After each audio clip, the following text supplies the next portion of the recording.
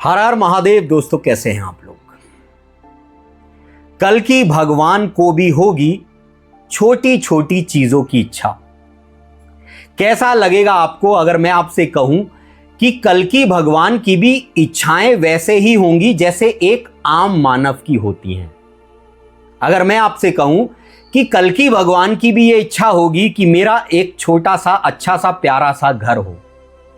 कैसा लगेगा आपको अगर मैं आपसे कहूं कि कल की भगवान की भी ये इच्छा होगी कि मैं अपने माँ बाप अपने परिवार को वो सारे सुख दूं जो मुझे देने चाहिए। कैसा लगेगा आपको कि कल की भगवान की भी ये इच्छा होगी कि मेरे पास भी एक अच्छी सी गाड़ी हो।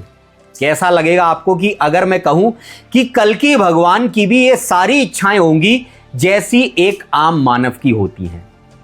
तो आप कहेंगे कि अरे वाह क्या बात कर रहा है, अरे हमारे भगवान तो इच्छाओं से अतीत हैं, इंद्रिय अतीत हैं, भगवान की कोई इच्छा नहीं, भगवान कुछ नहीं, भगवान की कोई आकांक्षा नहीं।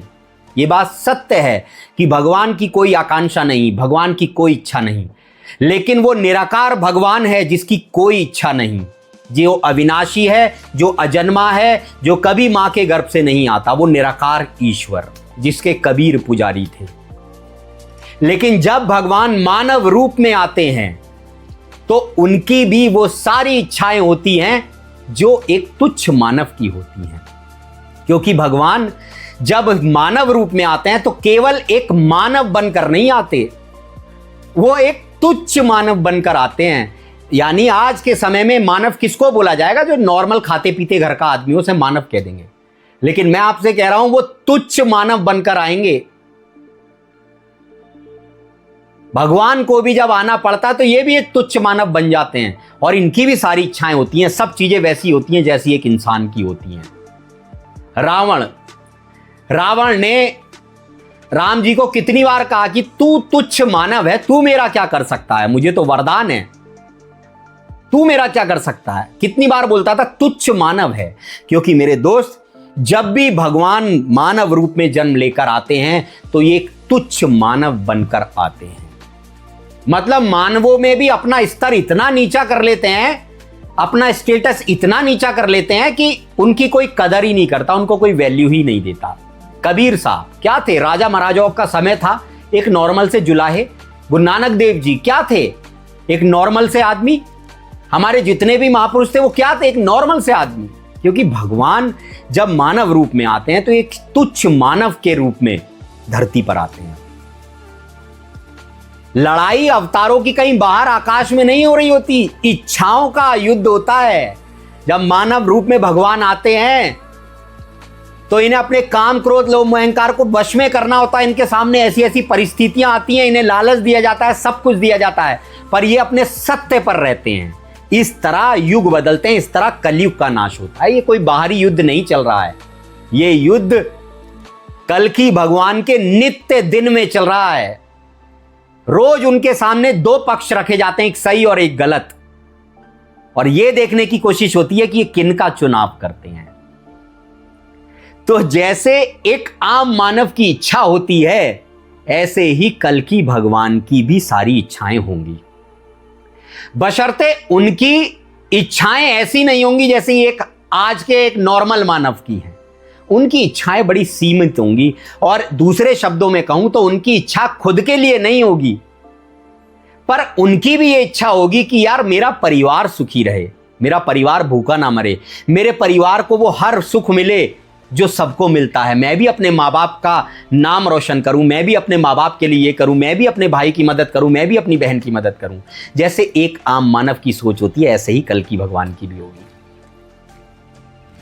पर ऐसा नहीं कि ये अपना सही करने के लिए दूसरे का गलत कर दे। दो तरह के इंसान होते हैं, एक चतुर और एक चालाक। चालाक वो होता है जो अपना काम बना लेता है लेकिन दूसरे का बिगाड़ देता है, लेकिन चतुर वो होता है जो अपना भी काम बना लेता है और दूसरे का भी बिगड़ने नहीं देता। तो कल की चतुर होंगे, चालाक नहीं होंगे। आज ये जितने भी धर्म के ठेकेदार हैं ये चालाक हैं, लेकिन कल की चतुर हैं। जब हमसे यह कह दिया जाता है कि कैसी बात कर रहा है, भगवान की कोई इच्छा नहीं होती, भगवान तो सर्वशक्तिमान है, भगवान तो ये है, फलाना है, ढिमकाना है, तुरंत हमें भगवान से दूर कर दिया जाता है और हमारे सामने भगवान को ऐसा दिखाया जाता है, देखो वो बहुत ऊंचे की पावर है, तुम उनसे डायरेक्ट नहीं मिल सकते, उनसे तुम्हें हम ही मिलवाते हैं, हम ही मिलवा सकते हैं। इसीलिए दुनिया में मंदिर वंदिर बना दिए और इनके ठेकेदार बनकर बैठ गए कि हम मिलवाएंगे तुम्हें भगवान से। भगवान कोई मानने की चीज नहीं है, भगवान तो बनने की चीज है। जब आदमी अपने नित्य कर्म बिल्कुल अच्छाई से करता है, सत्य से करता है, तब वो खुद भगवान बनने लगता है। कल की भगवान की भी ये सारी इच्छा होंगी। जैसे आज एक युवा लड़के की इच्छा होती है, जैसे आज हमारे युवाओं में जो बेचारे बेरोजगार घूम रहे, सब घूम रहे, क्या है उनकी इच्छा, क्या है कि ये मैं एक अच्छी नौकरी करूं या अच्छा बिजनेस करूं, अपने माँ बाप को सब सुख दूं, अपने माता पिता को कभी कहीं घुमाने ले जाऊं, कभी कहीं घुमाने ले जाऊं, अपनी बीवी को यहां घुमाने ले जाऊं, अपने बच्चों को यहां घुमाने ले जाऊं। ये सारी इच्छाएं भी कल की अवतार के अंदर होंगी, लेकिन इन सारी इच्छाओं को वो पूरा करेगा धर्म के साथ, अधर्म के साथ नहीं। और यही कल्कि का युद्ध है कलयुग से। कल्कि का युद्ध कहीं बाहर नहीं चल रहा है, कल्कि का युद्ध यही चल रहा है।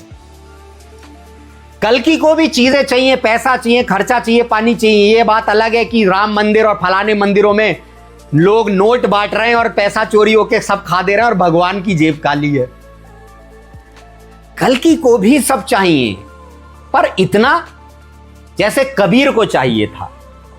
भाई कबीर इतने महान 52 बार मारने की कोशिश करी गई, तब भी कोई मार नहीं पाया। इतने पहुंचे हुए महात्मा, स्वयं भगवान, उनकी भी इच्छा थी भाई। वो भी कहते थे, साईं इतना दीजिए जामे कुटुंब समाए, और मैं भी भूखा ना रहूं, कोई साधु भूखा ना जाए। अब इस लाइन का अर्थ हम समझते नहीं है। हम सोचते हैं कि अरे यार कबीर ने इतना मांगा, हम क्यों इतना मांगे, हमें तो ज्यादा चाहिए। अरे कबीर ने इन 2 लाइनों में इतना ज्यादा मांग लिया है कि कोई मांग भी नहीं सकता, और कुछ मांगा भी नहीं है। कबीर कह रहे हैं, साईं इतना दीजिए जामे कुटुंब समाए, हे प्रभु मुझे इतना दे, मेरा कुटुंब संभाले, मतलब मेरा परिवार भी खाए। मेरे चाचा का कोई बेचारा परेशान है, चाचा परेशान है, उसे भी रख लूं, ताऊ परेशान है, उसे भी रख लूं, मौसी परेशान है, उसे भी रख लूं। जामे कुटुंब समाए, कबीर ने इतना मांग लिया था। और मैं भी भूखा ना रहूं, कोई साधु भूखा ना जाए। तो कबीर को क्या नहीं पता था कि भगवान सबको देता है तो मुझे भी देता है? क्यों मांगा उसने, क्यों मांगा उन्होंने? सॉरी, क्योंकि भाई मानव रूप में आए हैं, मानव रूप में आए हैं तो मानव जैसे सारे कृत्य होंगे। तो कल्कि की भी ये सारी इच्छाएं होंगी, बशर्ते इनकी इच्छा को पूरा होने नहीं देगा कलयुग। कलयुग कभी नहीं चाहेगा कि कल्कि अपने मां बाप को सुख चैन से जिंदगी बिताए। कलयुग कभी नहीं चाहेगा कि कल्कि के पास पैसा हो, धन हो, इसके मां बाप को ही घुमाने फिराने ले जाए या मौज करे। कलयुग कभी नहीं चाहेगा कि इसके पास खूब पैसा हो या अपने बच्चों को ऐश कराए, क्योंकि कलयुग को, कल्कि को मेंटली तोड़ना है। और जब आदमी का परिवार परेशान होता है तो उसे मेंटली तोड़ा जाता है। उसका जो हक है कल्कि का, वो भी उसे नहीं लेने देगा कलयुग। और यही धर्म युद्ध चलता है, ये बाहर नहीं चल रहा कहीं युद्ध। एग्जाम्पल, राम जी राजा होते हुए राजपाट सब छीन लिया कलयुग ने, सब कुछ। पांडव राजपाट था, सब छीन लिया गया। और कृष्ण भगवान कहने जा रहे हैं, चल यार इन्हें बस 5 गांव दे दे, तू सारा राज्य तू रख, बस 5 गांव दे दे, बेचारे थोड़े में ही गुजारा कर कर अपना जीता रहेंगे। लेकिन दुर्योधन उस पर भी नहीं माना, फिर धर्म युद्ध हुआ था।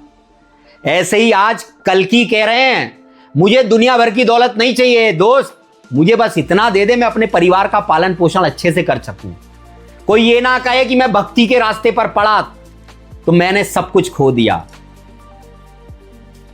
मेरे बच्चों का, मेरे परिवार का भक्ति से विश्वास ना उठे, मुझे इतना दे दे कि बस मैं अपना पालन पोषण कर सकूं। लेकिन दुर्योधन की तरह कलयुग भी ये देगा नहीं, और जब देगा नहीं तब कलयुग का नाश पक्का है। मैं तुम्हें एक बात बता रहा हूं, कितने लोग बोलते होंगे कि भविष्य मालिका ये कह रही है इस दिन से सती हो जाएगा, इस दिन प्रलय हो जाएगी, इस दिन ये हो जाएगा, इस दिन कल्कि प्रकट हो जाएंगे। मैं बताऊं प्रलय कब होगी? जिस दिन कल्कि के सब्र की सीमा बिल्कुल खत्म हो जाएगी, और जिस दिन वो पूरे दुख और पूरे क्रोध में होंगे, उस दिन महाप्रलय हो जाएगा। कल्कि के को मेंटली और फिजिकली तीनों तरीके से तोड़ा जा रहा है। 3 तरीके कौन से? गरीबी, बीमारी और अपमान। ये तीनों कल्कि भगवान को उपहार में मिलेंगे। पहला गरीबी, सब कुछ होते साथे भी बर्बाद कर दिया जाएगा इनको। दूसरा बीमारी, शरीर में कोई ना कोई रोग दे दिया जाएगा। तीसरा अपमान, इतना अपमान कराया जाएगा, सब मजाक बनाएंगे कि अरे ओए वो विष्णु यश का लौंडा, वो पढ़ा लिखा तो है नहीं, उसके बाप ने इतना पढ़ाया और भक्ति की बातें करता है। हमारा लौंडा तो इंजीनियर बन गया, हमारा लौंडा तो डॉक्टर बन गया। देखो वो विष्णु यश का लौंडा जो है वो भक्त बना है। खानदान में अपमान, समाज में अपमान, शहर में अपमान, सब जगह उसे अपमान मिलेगा।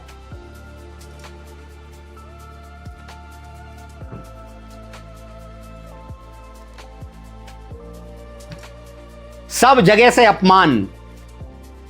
क्योंकि कल्कि क्यों बोला जाता है? पहले कलंक लगाए जाएंगे,